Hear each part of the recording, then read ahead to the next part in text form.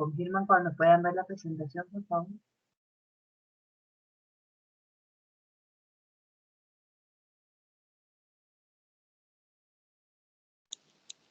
Ya se ve el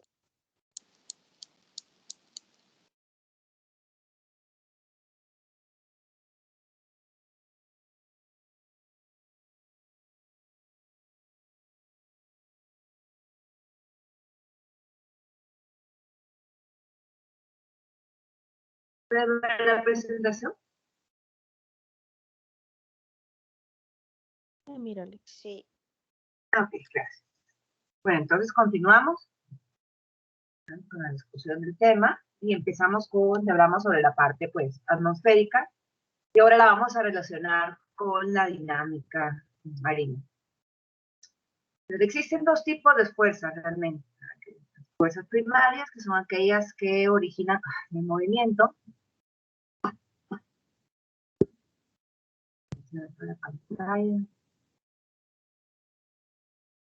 Me dicen si ustedes pueden continuar viendo la presentación. Y ya vos se mira. Bien.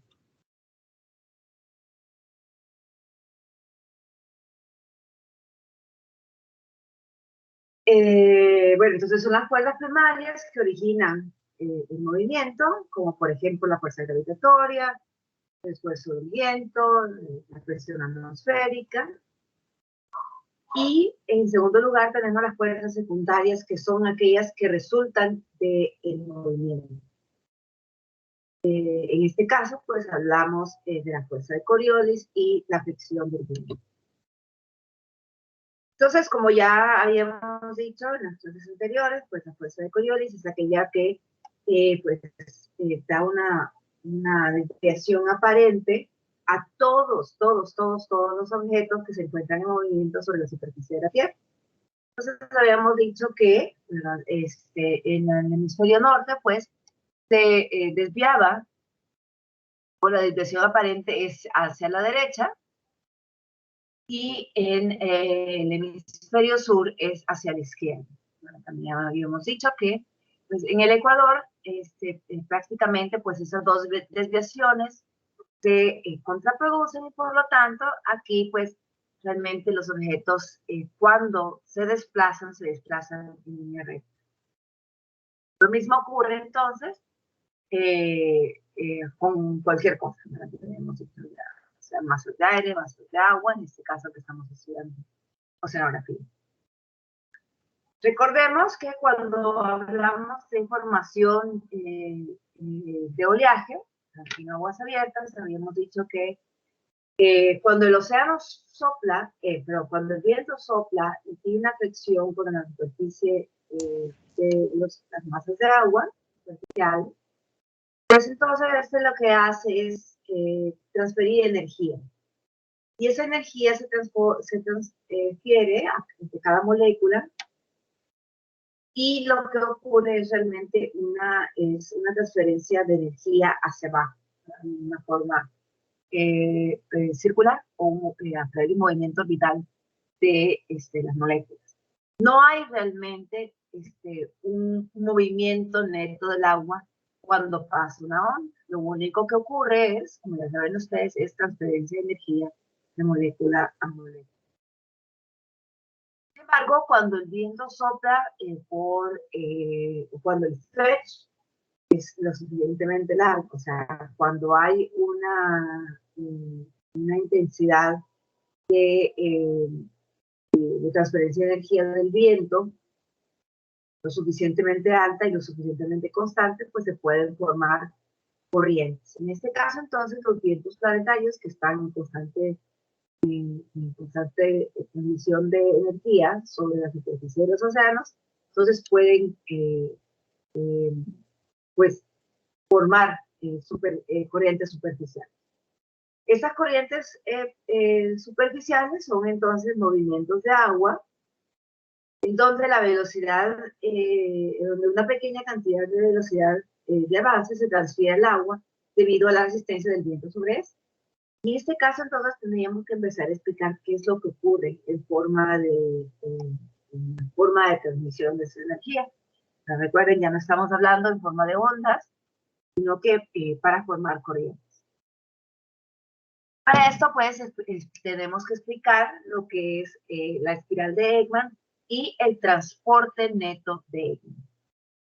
Entonces, aquí tienen ustedes una flecha azul que indica la dirección hacia dónde va la dirección del viento o la dirección en que está soplando el viento. Y ya sabemos nosotros que el viento pues transfiere energía a la capa superficial del agua. Entonces, la capa superficial del agua la vamos a ver representada aquí.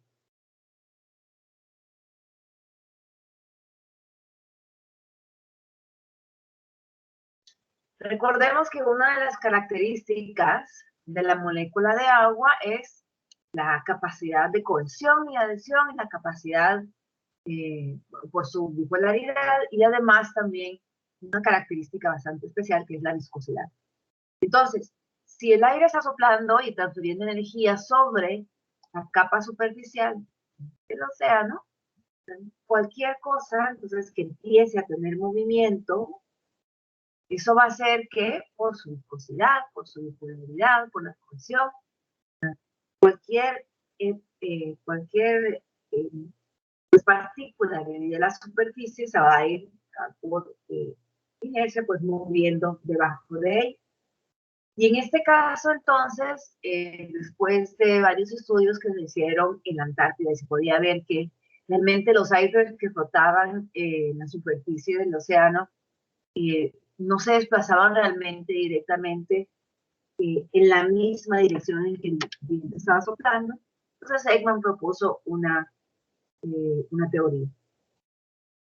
Y es que por ese proceso de características que tiene el agua, pues realmente el desplazamiento de cualquier objeto que se encuentre sobre la superficie y hasta 100 metros, hasta donde llega más o menos nuestra espiral de Ekman y transmisión de energía, pues lo que hace realmente es desplazarse a unos 45 grados con respecto a la dirección del viento. Entonces, en este caso, en la superficie, como ven aquí, realmente los objetos o cualquier cosa que estaba recibiendo energía de este viento, en este caso las partículas de agua, en la capa superficial, o sea, en esa línea superficial que recibe toda la energía, pues se va a empezar a desplazar a unos 45 grados con respecto a la dirección del viento. Pero recuerden que el agua tiene viscosidad, ¿verdad? Y aquella capacidad de resistencia al movimiento, que hace que cualquier cosa que se encuentre justo por debajo, pues con las moléculas, en este caso, que se encuentren justo por debajo de la superficie, pues también se desplacen. Y estas se van a desplazar a 45 grados con respecto al movimiento que hay en la superficie. Y así sucesivamente hasta unos 100 metros de profundidad, que es hasta donde llega la transmisión de energía. Y a 100 metros lo que se observa es que el desplazamiento es prácticamente opuesto a la dirección del viento. Pero estamos hablando a 100 metros de profundidad, seguimos hablando todavía de la capa superficial del agua. ¿Quedamos claros hasta ahí?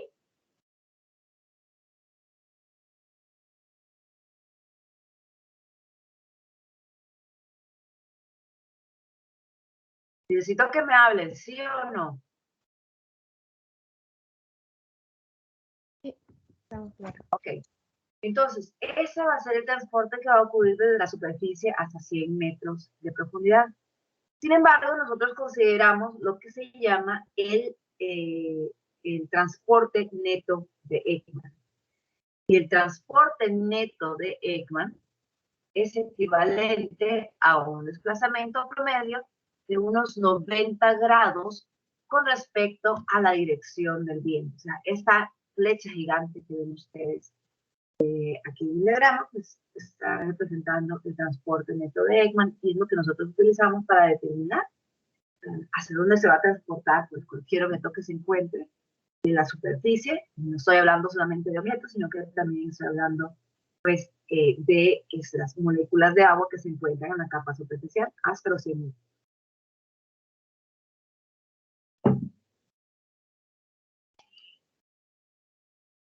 Entonces, ahora ya tenemos que cuando nosotros hablamos de circulación superficial oceánica, pues entonces tendríamos que incluir muchos más factores. En primer lugar, ya sabemos que la circulación atmosférica tiene un papel increíblemente importante sobre esto. Las barreras continentales, que nos van a ayudar también a delimitar esa circulación superficial. Ya vimos que en vientos también las barreras continentales tienen un papel muy importante para la distribución de eso ya en la vida real. Y esto entonces va a causar que se formen las corrientes superficiales oceánicas. Según las causas que producen estas corrientes, entonces nuestras corrientes pueden ser o se pueden clasificar de diferentes formas. Algunas son corrientes permanentes, sobre todo aquellas que se encuentran en localidades específicas. Otras pueden ser persistentes, que únicamente se únicamente se presentan pues, en diferentes estaciones o en diferentes temporadas del año. Algunas son veloces, otras son corrientes que tienen una característica de desplazamiento que son un poco más lentas. Algunas van a ser superficiales y otras van a ser profundas. Ya sabemos nosotros que todas las corrientes profundas se dan como resultado de la formación de masas de aguas, o sea, de estratificación de masas de aguas en la capa profunda. Y las superficiales pues se dan por la transferencia de energía de los vientos planetarios. Entonces, las corrientes más intensas van a ocurrir en las capas superficiales, pues arriba de la termoclima. Fíjense bien, aquí tenemos pues dos imágenes. A su izquierda tenemos la dirección de los vientos planetarios, ¿no? Según lo que hemos estado estudiando hasta ahora. Y aquí a su derecha tenemos pues, la distribución de las corrientes superficiales. Unas se caracterizan por tener una temperatura fría, sobre todo aquellas que vienen de los polos con dirección hacia el ecuador, y otras tienen, y están en su diagrama, están marcadas con flechas que indican la dirección, y en azul que indican que son frías. Y las otras corrientes superficiales son las corrientes que son de temperatura cálida, representadas por las flechas que indican la dirección, que están pintadas de color rojo. Entonces, si se fijan bien y comparan, y superponen unas con otras, pues pueden ver ustedes que pues, las corrientes superficiales están directamente asociadas también con la dirección de los vientos planetarios. Entonces, nosotros vamos a estudiar nuestras corrientes de agua superficiales en una forma pues, bastante detallada, y los vamos a estudiar en base a las formaciones de giros superficiales que se dan en cada océano. Lo primero que tienen que recordar entonces es que, además de los vientos, la dirección de los vientos planetarios que tienen influencia sobre las capas, sobre las corrientes superficiales, pues también tenemos que aplicar entonces el transporte de Ekman, que nos dice que el transporte del agua en la capa superficial se va a dar a 90 grados de los, en dirección de los vientos que influencian esa corriente, y que va a depender obviamente pues de el efecto de Coriolis, o sea, de la posición, perdón, en el hemisferio norte o en el hemisferio sur. Por favor, interrúmpame en cualquier momento, no esperen a que ya termine la clase y cierre la presentación para plantear sus preguntas. Entonces, en este caso, nosotros vamos a estudiar la presencia de 5 domos o 5 giros oceánicos, 2 en el Océano Pacífico, 1 en el Pacífico Norte, otro en el Pacífico Sur, dos en el Atlántico, uno en el Atlántico Norte y otro en el Atlántico Sur, y uno uno en el Océano Índico, y finalmente pues vamos a ver corrientes especiales que se forman cerca de los círculos polares, tanto en la Antártida como en la... Muy bien. Entonces, si nosotros sabemos que existen vientos planetarios específicos que nos van a determinar la dirección de las corrientes superficiales, en este caso, pues, los principales van a ser los vientos alisios y los vientos del oeste, que nos van a ayudar a formar estos domos de agua, como el que ven ahí. Entonces, vamos a tener influencia, pues, como ven aquí en la imagen, los vientos del oeste, que van a dar una dirección de movimiento, y los vientos alisios.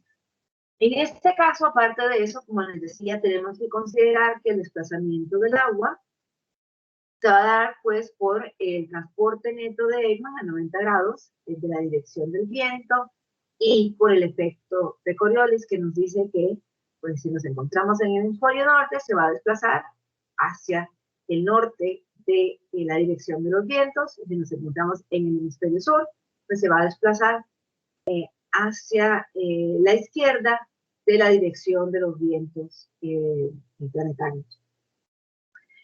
En este caso, pues cuando se forman estos domos, también la rotación de la Tierra y la gravedad tienen un efecto muy importante. Entonces, fíjense bien, ahorita lo que estamos explicando es prácticamente cada uno de estos círculos amarillos que ustedes ven aquí. Todos funcionan de la misma manera. Esta es una vista desde arriba de cómo se verían esos domos oceánicos. En este caso es acumulación de agua por efecto de los vientos que participan en la formación de esas corrientes, el efecto de Coriolis, la gravedad, la rotación de la Tierra y el transporte neto de...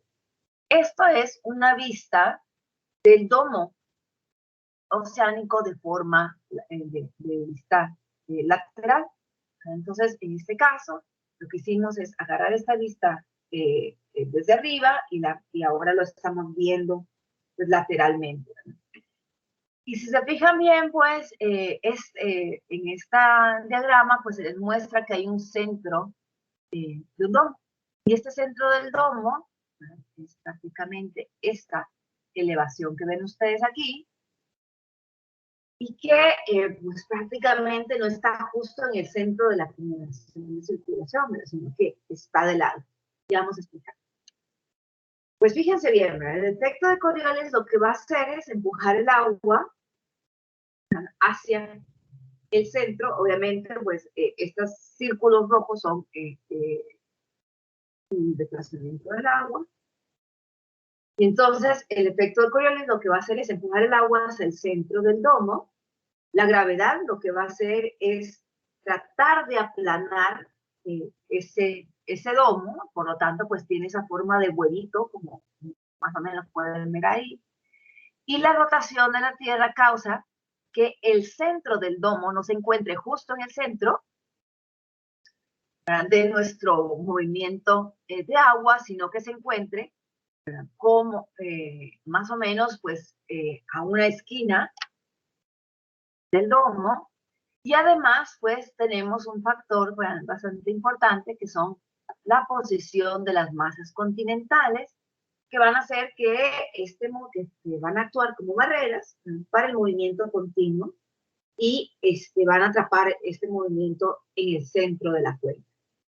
Y entonces lo que vamos a ver es que las corrientes superficiales, pues, van a desplazarse dentro de este domo o van a formar este domo. Muy bien. Estos domos, entonces, en lugar de domos, los vamos a llamar giros oceánicos.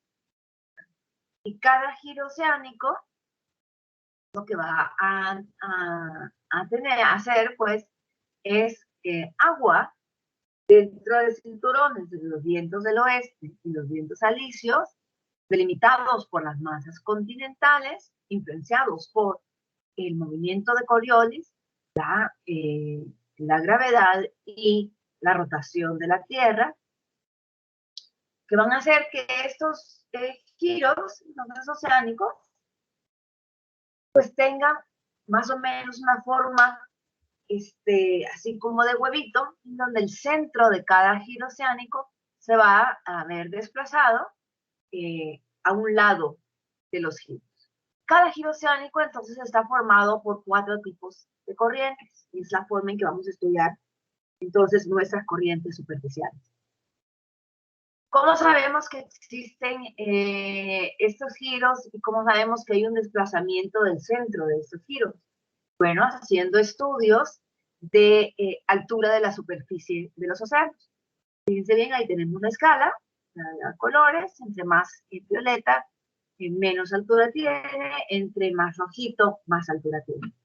Si se fijan bien, pues aquí tenemos en el análisis de altura de la capa superficial de los océanos, entonces nosotros vemos marcados aquí que hay elevaciones en cada cuenca oceánica, unas bien marcadas, otras un poco evidentes, pero siempre siguen mostrando una elevación, ¿verdad? Y esas son las elevaciones de nuestros giros oceánicos. O sea, esto, lo que están viendo circulado ahí en rojito, es esto que está aquí, que está dirigido hacia una zona, pues, o a una esquina, a un lado de nuestro domo. Muy bien. Y podemos corroborarlo, podemos corroborar que existen 5 principales, 2 en el Pacífico, 2 en el Atlántico y 1 en el Océano. Muy bien. Entonces ahora vamos a caracterizar las corrientes superficiales que se encuentran en cada domo. ¿Ok? Entonces, en primer lugar, cada giro oceánico, ya vamos a dejar de decir domo, perdón, vamos a llamarlo pues correctamente, que es un giro oceánico. Cada giro oceánico está delimitado por 4 tipos de corrientes. Las 2 primeras están determinadas prácticamente por el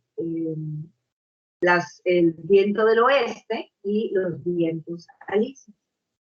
Los vientos del oeste van a formar el primer tipo de corriente, y es una corriente de límite, que recibe el nombre de corriente de límite occidental. El segundo tipo, que es creado por los vientos alisios, va a ser pues llamada dentro de nuestro giro oceánico como corriente de límite oriental. Recordemos que todavía pues tenemos el efecto de la rotación de la Tierra, el efecto de la gravedad, la presencia de masas continentales, etcétera, etcétera. Tanto la corriente del límite occidental como la corriente del límite oriental tienen sus características específicas. Y ya las vamos a ver un poquito más adelante. Nos restarían entonces estas corrientes que se encuentran aquí y aquí, que sirven para delimitar nuestro giro oceánico. Entonces, estas corrientes se forman como resultado del desplazamiento del agua. Recuerden que no hay un límite. Una vez que se empieza a desplazar el agua, continúa para formar ese giro.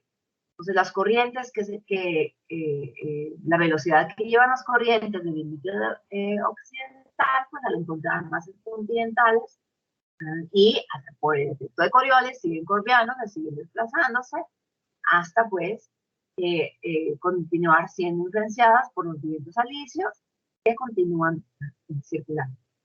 Eso es igual que las corrientes de convección, nada más que aquí pues estamos, la temperatura no es la que determina el desplazamiento, sino que los vientos. Las otras dos corrientes que nos harían falta en este caso serían pues las corrientes transversales, que se encuentran en la parte de arriba, son las que continúan las corrientes del límite occidental, y nuestras corrientes ecuatoriales, que son corrientes que recorren o que se transforman a todo lo largo del Ecuador.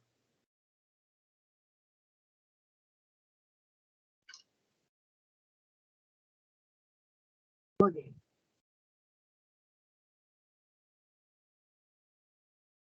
Entonces, ¿qué características tienen estas corrientes? Entonces vamos a ver en primer lugar, ¿verdad?, que la posición del centro de nuestro giro oceánico va a tener mucha influencia en las características de las corrientes, sobre todo de las corrientes del límite occidental y del límite oriental.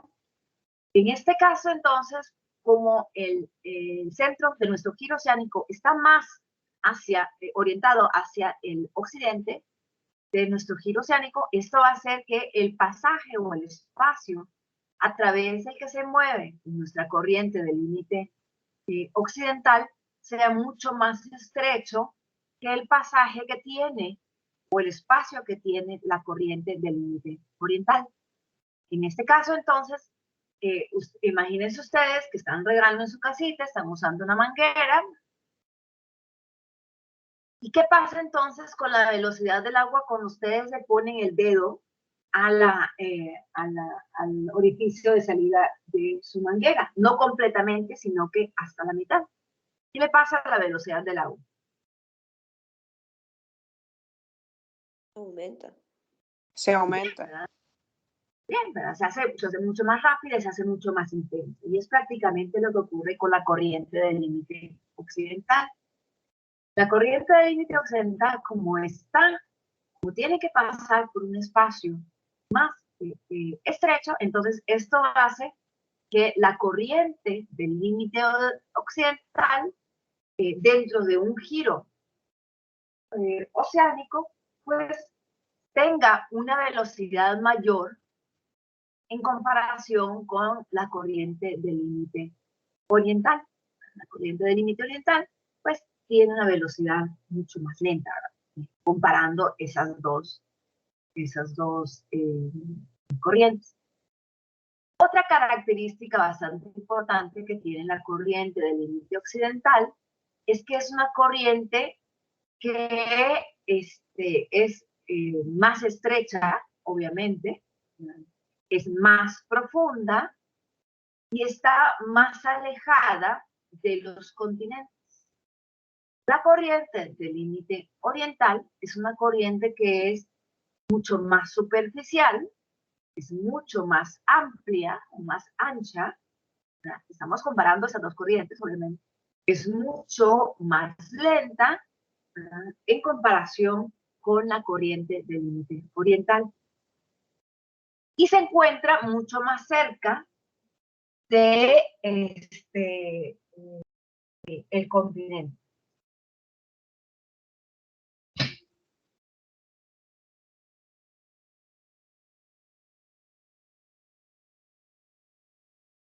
Muy bien. Entonces, aquí tenemos nosotros nuestros giros oceánicos. Aquí hay uno.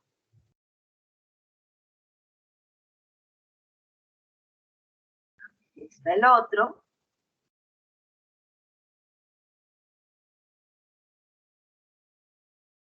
El otro. El otro. Y aquí está permanente en en este caso, pues acabamos de caracterizar dos corrientes, dos tipos de corrientes del giro. ¿Esto se repite o es exactamente igual en cada giro? Me voy a enfocar aquí en el Pacífico, que es más grande. Entonces, ahorita acabamos de delimitar, pues, nuestra corriente de límite occidental y nuestra corriente de límite oriental. Pues ya vamos a ver que para cada giro, pues tiene un nombre. Aquí tendríamos la corriente ecuatorial y la corriente transversal. Y esto se repite exactamente lo mismo en cada giro.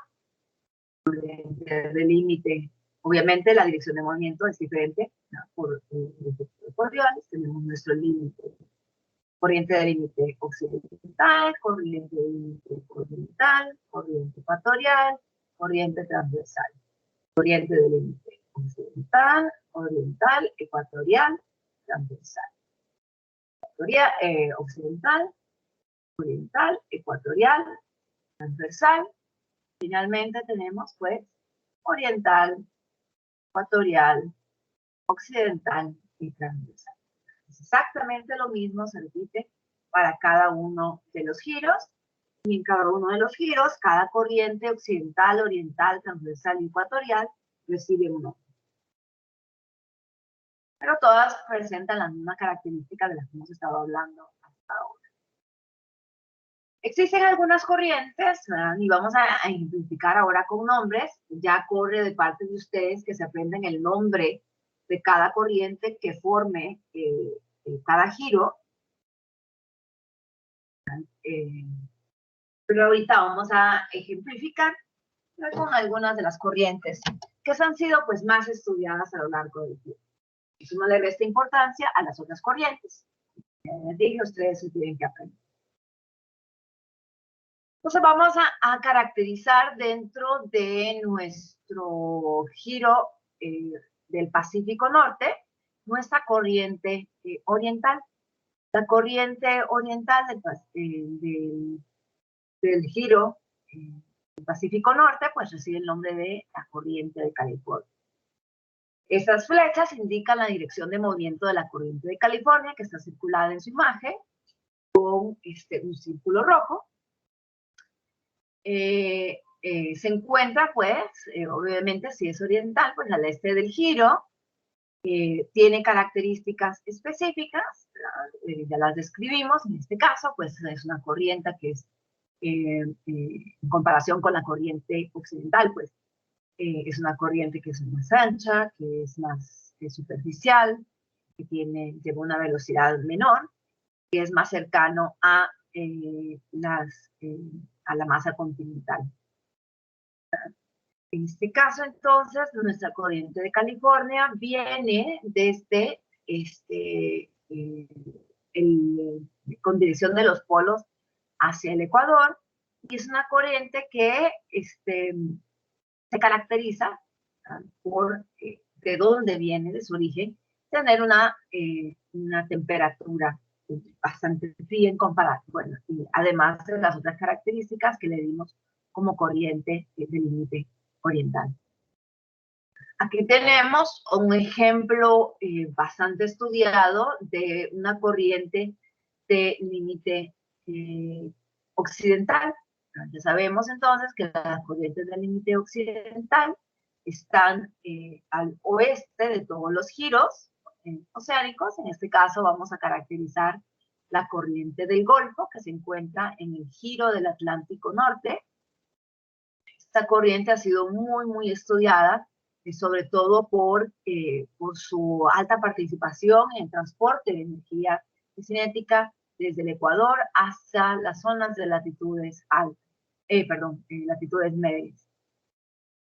Y esta corriente, pues entonces, participa de gran forma en que pues, los países que se encuentren en latitudes medias, pues no tengan un cambio tan brusco de temperaturas, no sea tan fría y pueda llegar a ser habitable.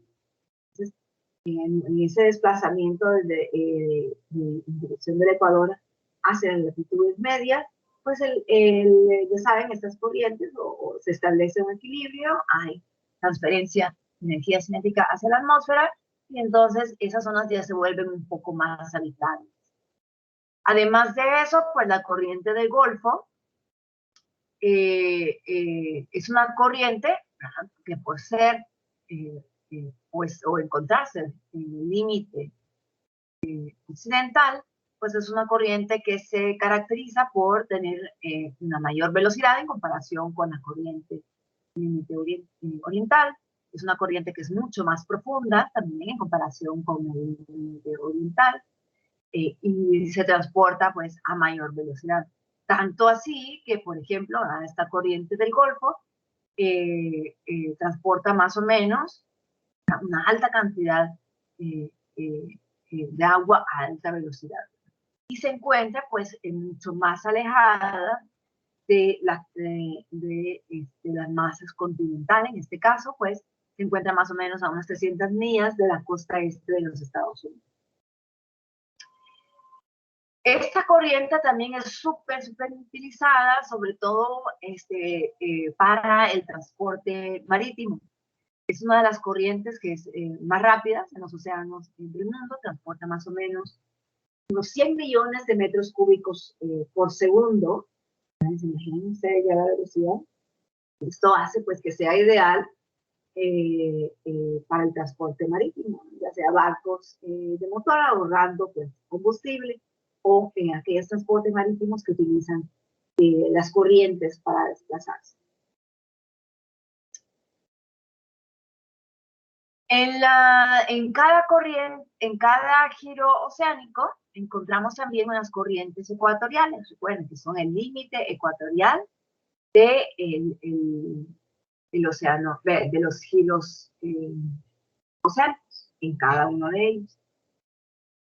Entonces, estas corrientes ecuatoriales, obviamente, pues están influenciadas por los vientos alisios, sobre todo, pues en esa zona de convergencia intertropical. Entonces, las corrientes ecuatoriales se van a extender a lo largo de todo el Ecuador, en dirección de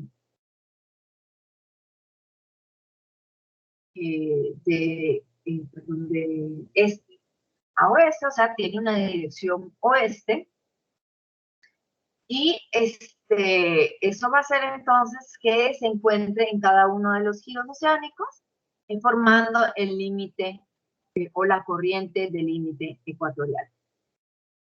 Ahí ustedes pueden ver, las pueden ver marcadas en amarillo, pero también pueden observar que en rojo, a todo lo largo de la línea ecuatorial, existe una segunda corriente, y es una corriente que recibe el nombre de contracorriente ecuatorial. Un estudio de perfil, pues la encontraríamos aquí. La contracorriente ecuatorial es una corriente que se forma principalmente por gravedad. Entonces, imagínense ustedes que a ambos lados tenemos pues a corrientes del límite ecuatorial de cada giro, que hace que se acumule prácticamente agua en el lado oeste de todas las cuencas. ¿Sí? Y aquí acabo de marcar la zona de acumulación. Entonces, ¿qué es lo que ocurre? Esta agua acumulada por el constante empuje de los vientos alisios puede o dirigirse hacia el hemisferio norte para formar parte del giro que se encuentra en el hemisferio norte. Otra parte se divide o se va hacia el hemisferio sur para formar parte del giro del sur. Les recuerdo que ahorita estoy explicando en el Pacífico porque es un espacio más grande, pero eso ocurre en todas las cuencas oceánicas, en el Pacífico, en el Atlántico y en el Índico. Pero parte de esta no se va ni al giro del hemisferio norte ni al giro del hemisferio sur, sino que por pura gravedad lo que hace es regresar. En este caso, pues regresa con dirección oeste. O sea, que pues prácticamente recorre la cuenca oceánica de oeste a este. Y esta corriente pues tiene también sus características. Recibe el nombre en primer lugar de contracorriente ecuatorial, se extiende a todo lo largo del Ecuador en todas las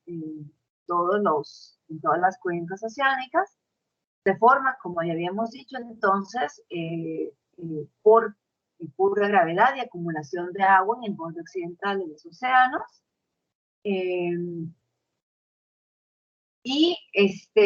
Pues tiene mucha influencia, sobre todo en el transporte de material. Esta contracorriente ecuatorial, y es un espacio, un comentario referente sobre todo a nuestra costa, a nuestro Golfo de Fonseca, tiene muchísima influencia, sobre todo hasta cuando llega en procesos de formaciones de lo que ustedes conocen como marejadas. Únicamente, pues lo que son ondas de Kelvin de agua de la contracorriente ecuatorial que penetran nuestro Golfo de Fonseca.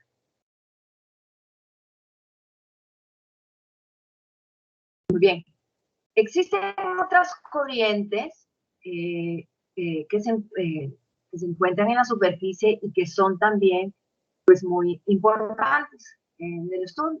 Allá caracterizamos la mayoría de las que forman los giros oceánicos, pero también tendríamos que hablar de una de las corrientes más grandes y la única corriente en el mundo que rodea completamente un continente, y es la corriente circumpolar antártica.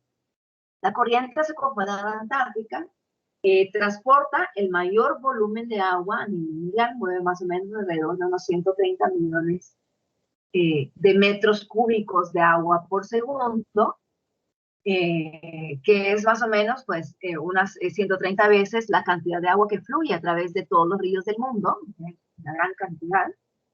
Está influenciada por los vientos del oeste en las latitudes, entre las latitudes de 30 grados y 60 grados sur. Y alrededor, pues como les decía, del continente antártico. La vemos marcada por una flecha de color gris, si no lo logran ver. Y esta corriente circumpolar antártica, obviamente por encontrarse en la Antártica, pues se encuentra entonces presentes en todas las cuencas oceánicas.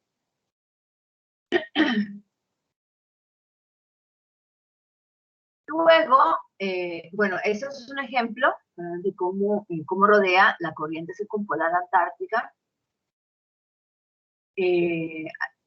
representado por esta corriente, estas flechas en blanco, y pueden ver que dentro de la Antártida también se forman giros específicos. Si recuerdan, cuando nosotros hablábamos de formación de masas de agua en la Antártida, nosotros hablábamos de giros de convergencia y de la corriente circumpolar, que son participantes de masas de aguas tanto profundas como de fondo, en zonas específicas como en el Mar de Bering y en el Mar de Ross. Y esto es, entonces, ahora ya podemos ampliar el conocimiento, y esto es porque en estos mares, tanto en el Mar de Ross como en el de Bering, existen giros que son pues más propios de la Antártida, que son el giro de Bering y el giro de Ross, que participan entonces en la estratificación de masas de agua profundas. Muy bien, no sé por qué. Tengo una pregunta. Adelante. Bueno, conforme a las características que tienen las corrientes del límite occidental y oriental en el hemisferio norte, ¿cambiarían en el hemisferio sur? Es decir, las del límite... Esto se aplica a las características que les dije y les repetí varias veces, se aplican a todos los giros en ambos hemisferios. O sea que aquí no... Ok, no, ya entiendo. A ver, ¿cuál es su duda? Se aplica igual el efecto Coriolis y y el efecto del transporte de Ekman, pero no se, o sea, yo pensé que se intercalaban por la cuestión de la dirección que cambia en el hemisferio norte y sur, pero no, se mantienen las características. Intercalado. ¿Qué significa intercalar para usted? No, o sea, que pensé que en la corriente del límite oriental era más rápida, a contrario con con el hemisferio norte, pero no, se permanecen igual. Claro, porque nosotros estamos limitando el giro, no estamos determinando la posición en el hemisferio. Ahora bien, ¿verdad? Tome en cuenta que la posición en el hemisferio lo que va a determinar es que La no dirección. la característica, exactamente, muy bien, no la característica del límite de corriente, sino que la dirección que se va a mover esa corriente, ¿verdad? Pero las características que tiene la corriente de límite oriental, occidental, ecuatorial y transversal son las mismas características que tienen en el norte y en el sur. La única diferencia va a ser la dirección de movimiento, obviamente, y el nombre que va a recibir en cada giro. Pero las características per se, así como dice usted, siguen siendo las mismas. Por ejemplo, aquí me voy a rayar en esta imagen que tengo aquí, las características que tiene y la posición con respecto al giro que tiene la corriente de límite occidental, va a estar exactamente en la misma posición. La corriente de límite occidental en el hemisferio norte, repito, estoy ejemplificando en el Pacífico, pero aplica a todas las cuencas y a todos los giros, se encuentra de este lado y en el hemisferio norte y en el hemisferio sur sigue encontrándose de este lado, porque sigue siendo el occidente de mi giro, o sea, el lado izquierdo de mi giro. ¿Comprenden? Lo mismo ocurre aquí, mi corriente de límite occidental está aquí, mi corriente de límite occidental está aquí, y mi corriente de límite occidental está aquí. Se llama corriente de límite occidental porque lo estamos haciendo en base a su posición con el giro, y por las características que tiene, por la posición del centro de acumulación de agua de los giros oceánicos. ¿Les queda claro ahora? Sí, No sé qué me preguntó, pero ¿les queda claro? Ok, perfecto. Entonces, ¿a todos los demás les queda claro? Sí. Sí. Ok, vamos a continuar. Entonces, ya tenemos descrita nuestra corriente circumpolar antártica. Obviamente, está por encontrarse, pues, en el Antártico también, pues, otra característica que podríamos decir es que es una corriente fría. Eso es lógico. Y tenemos otras corrientes que encontramos a este lado de pues, o estos giros que pueden ver en el lado norte o en el hemisferio norte de nuestros océanos. Si se fijan bien, aquí está uno, giro por acá, que son giros especiales, tenemos otro giro acá, otro giro acá. Si ustedes se fijan en las flechas que marcan la dirección de los giros, ¿qué tipo de movimiento tiene ese giro? ¿Tiene un giro ciclónico o un giro anticiclónico? Recordando lo que habíamos hablado ayer sobre huracanes. Los giros ciclónicos tienen un movimiento contrario al efecto de Coriolis y los giros anticiclónicos van pues de la mano con el efecto de Coriolis. Entonces, ¿qué tipo de movimiento tienen estos giros que les acabo de marcar? Básense, fíjense en la dirección que marcan las flechas. ¿Son giros ciclónicos o giros anticiclónicos?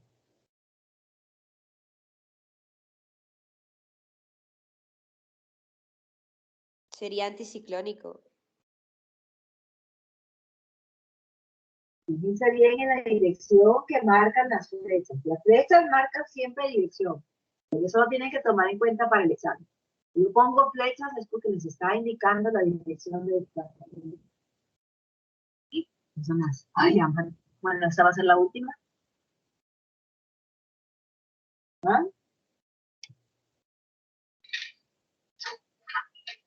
Vamos, desarrollen esa capacidad de análisis. Lastimosamente escogieron una carrera en donde el análisis es básico. Tienen que desarrollar eso.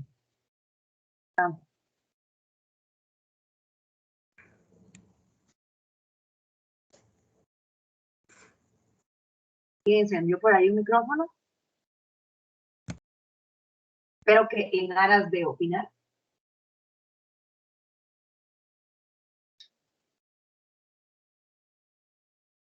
No, le voy a dar ese tiempo. Ya no voy a avanzar hasta que me digan.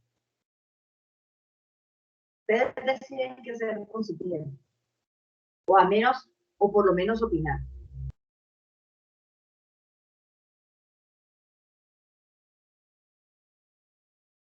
No, pues, queda igual.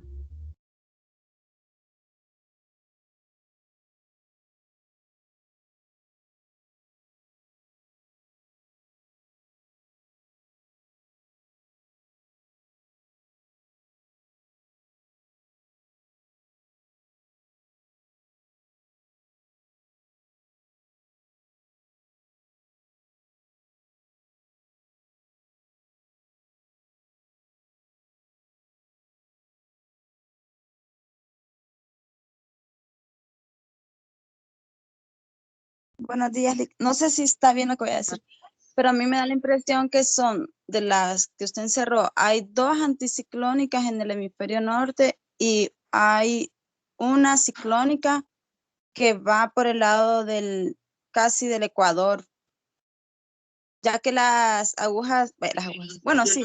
Yo no sé por qué me está hablando del Ecuador. Estamos hablando del norte de las cuencas. Ah, entonces sí es del norte también, es que la que está arriba del viento oeste del lado izquierdo, bueno, sentí que era del Ecuador, pero entonces sí también es del norte. Está analizando los giros que acabo de marcar en rojo. Sí, Usted sí. está analizando.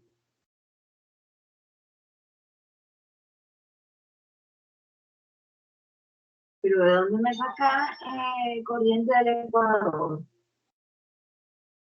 Corriente del Ecuador está abajo. Estamos hablando No, más o es menos que sí. Es que, bueno, según yo tiré una línea así del Ecuador, pero sí, sí es más abajo, entonces. Pero según lo que me indican a mí las flechas, que van, la que está en medio y la del lado derecho, van girando hacia la derecha, ¿verdad? Entonces a mí eso me parece que es anticiclónico. No sé realmente qué corriente se está viendo usted. A ver, porque yo las veo que van moviéndose hacia la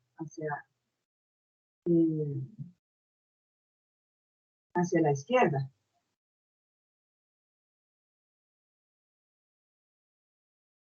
Sí, es Mire hacia la izquierda. Le di vuelta al celular y se da hacia la izquierda.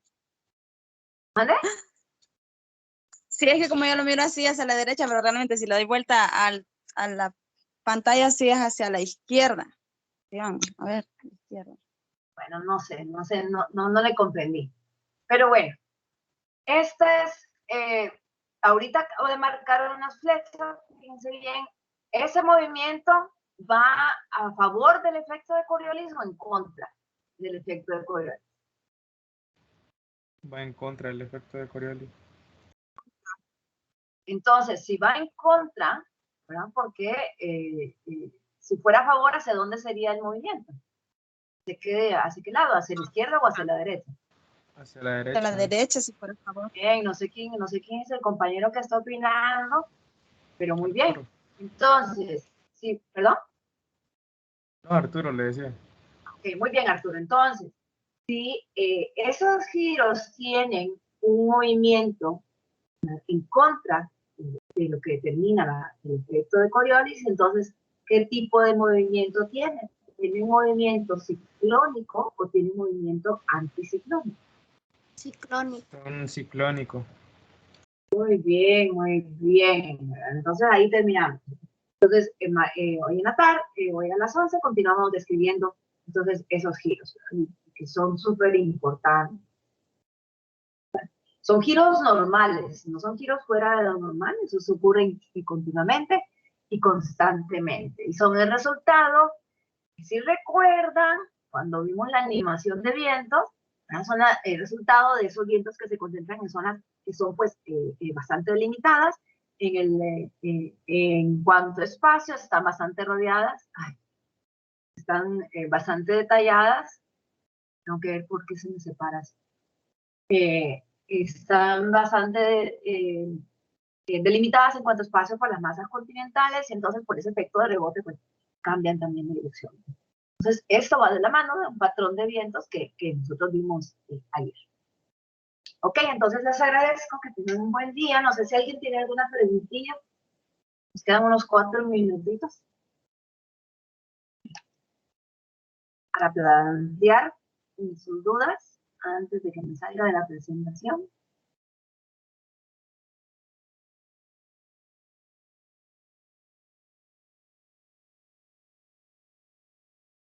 Sí, no, ¿ves?